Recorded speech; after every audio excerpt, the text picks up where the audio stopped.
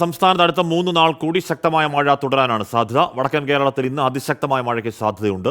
കണ്ണൂർ, കാസർഗോഡ് ജില്ലകളിൽ orange alert പ്രഖ്യാപിച്ചു. ആലപ്പുഴ, കോട്ടയം ഒഴികെയുള്ള 12 ജില്ലകളിലാണ് ഇന്ന് മഴ മുന്നറിയിപ്പുള്ളത്. ഹരികൃഷ്ണനാണ് ആ വാർത്തയുടെ വിവരങ്ങൾ. ഹരി, ഇന്ന് ഈ വരും ദിവസങ്ങളിൽ എങ്ങനെയാണ് കേരളത്തിലെ ഒരു കാലാവസ്ഥ, മഴയുടെ അവസ്ഥ?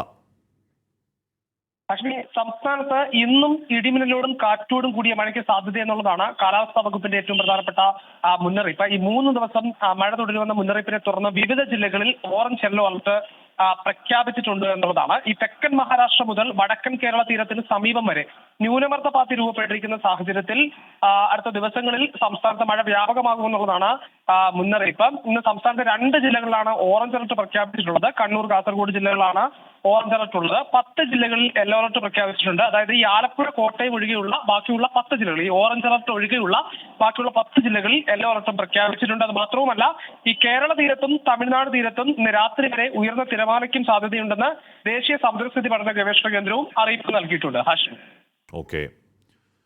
അപ്പോൾ അതാണ് വരുന്ന 3 ദിവസങ്ങൾ കൂടി അത്യാവശ്യം നല്ല മഴ എന്ന് പറഞ്ഞാൽ ഇടിയും മിന്നലൊക്കെ ഉള്ള അത്യാവശ്യം നല്ല മഴ. പ്രേക്ഷകരെ ചെറുതായിട്ടൊന്ന് സൂക്ഷിക്കണം.